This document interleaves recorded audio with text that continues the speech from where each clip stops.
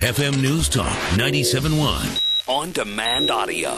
Here in just a moment, we're going to speak with RNC Chairman Reince Priebus in our third hour. Make sure you find me on Twitter at DLash, and you can, of course, get all of our past interviews and so much more over on the Dana Show page. We have a lot of stuff to get into, and momentarily, as I said, we'll be speaking with RNC Chairman Reince Priebus about a number of issues, including immigration. There are the FAA furloughs and so on and so forth.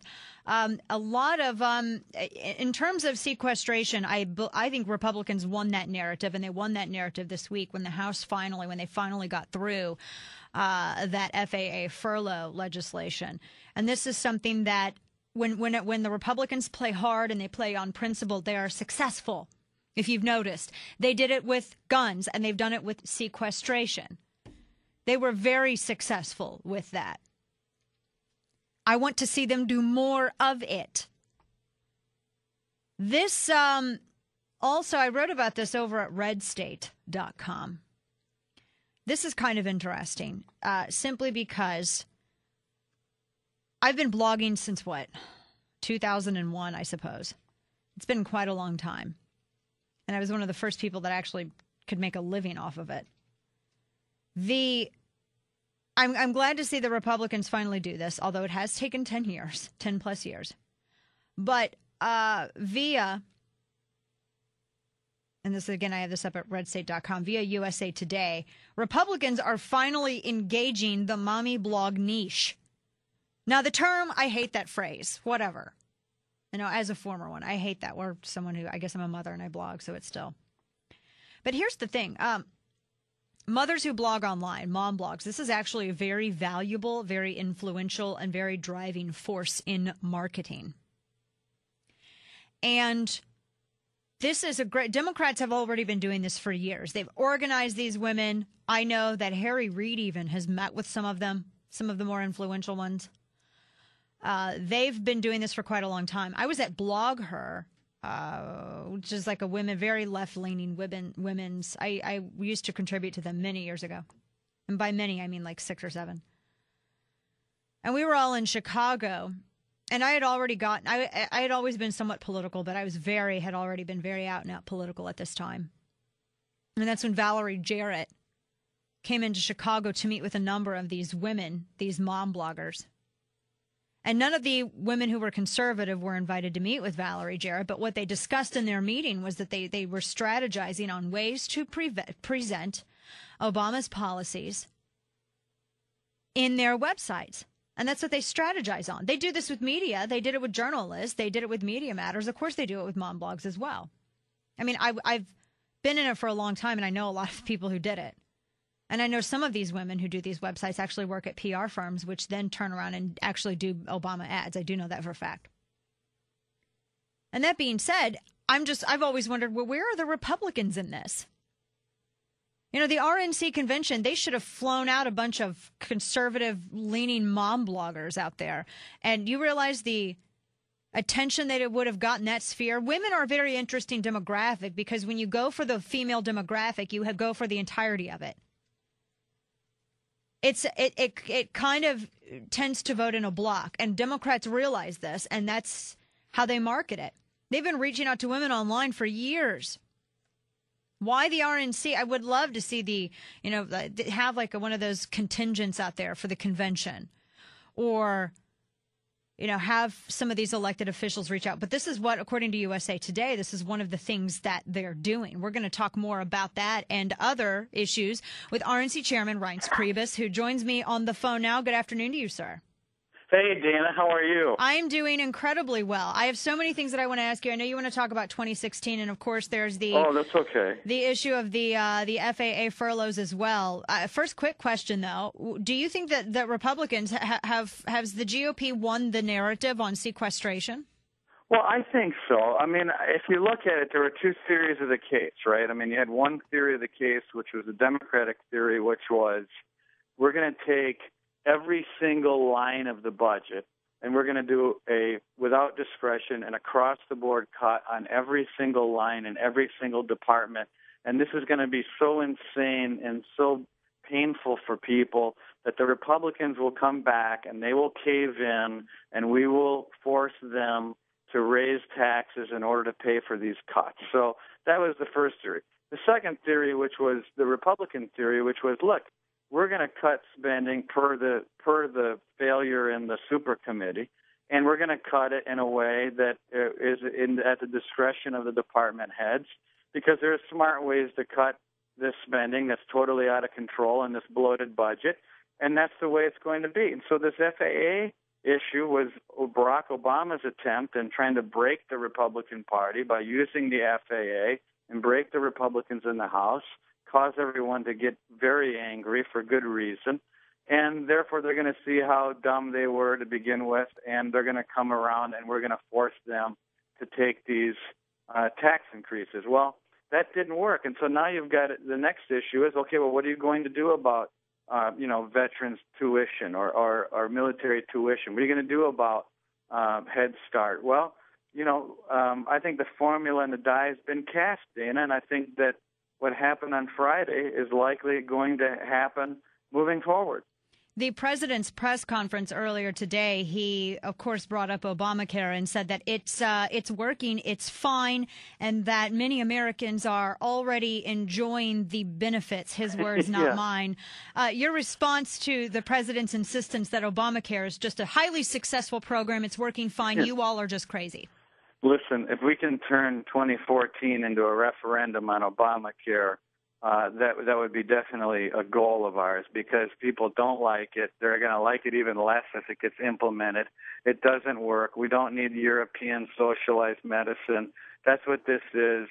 Look, we'll have that fight, and we're going to win that fight. And as we enter into the next CR and debt ceiling debate, and a debate over how we're going to not fund Obamacare, that's a fight that, number one, we want to have. And number two, I think it's going to be a defining moment for our party, and we're going to welcome it right in. Yeah, and you have Democrats wanting to exempt themselves from exchanges, all of these waivers that have been issued. Point. I mean, it's the Democrats that voted for Obamacare that want the exemption because it stinks. I mean, give me a break.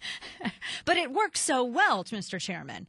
Yeah, it's right. such a successful policy. That's a great example, and it's typical of these guys, these do-gooders in Washington, that they would vote for something, but then they want to exempt their staff from the effects of their votes. Right. I want to ask you very quickly as well about the immigration battle that's taking place. Are you happy thus far with what you've seen come from the Gang of Eight deliberations? Well, I think first of all, I think it shows courage, and I do think that Marco deserves a lot of praise for at least entering into this debate and trying to come up with a solution. But what I would say is this, and what the key to this entire debate is, and it has to be on border security. I mean, it really does, because if you don't, and it's not a cop-out or a talking point, if you don't secure that border, I mean, if you really don't have an ability to make sure that you don't have a porous border and you don't have this thing happen again in 10 years or 20 years from now, I think that we're in a world of hurt. Because what will happen is, if you don't have a secure border, then what will happen is, over the course of the next 15 years, however long it takes to put this plan in place, then the next debate's going to be, well, how do we shorten the time frame for this waiting period? Now, look at these Republicans. They want you to wait 15 years. Now, I think that we should do it in 2 years. Now, look at these guys. Then you're going to be debating how long the waiting period is. That'll be the next divide between the Republicans and Democrats. And then 2 years from now, you and I, Dana, will be talking about that. If you don't secure that border, then you're really setting yourself up for failure. And that's why that piece is so important. So if I were people watching what's happening, and this is going to be debated ad nauseum through many committees and many months, keep your eye on that issue, because if you see that issue starting to go down, then I think then there's no deal. There are some who point to some of the laws already on the books that just simply haven't been implemented or enforced by this administration that do address a lot of those triggers and a lot of those border security issues that are covered in the Gang of Eight proposals that they've been deliberating upon. For those who ask, well, why don't Republicans instead focus on, well, why don't we implement the laws on the books and enforce these laws about border security instead of trying to be a little redundant with this? How do you respond to those people who criticize the lack of attention to that hasn't been implemented yet? Well, for that, for one thing, I would agree with. I mean, how I respond is, number one, I agree with it. But number two, I think if you are going to implement a new plan, I think it's very wise to make sure that none of the plans moving forward can get triggered without the current laws and the new laws being put in place, whether it be E-Verify, border security, enforcing the laws that are already there. If those things aren't followed, then none of this other stuff can even be moved on. And I think, number one, I agree, but I think you can also say that the new provisions that are put in place have to be met as well before you even get to any of these other conversations about documentation and all of those other issues. Right.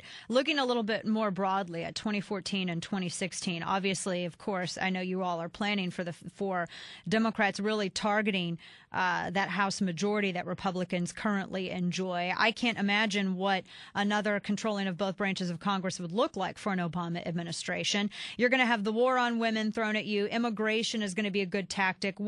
How are Republicans going to be adapting to these ever-changing narratives that are coming like rapid fire from the progressive media and this administration?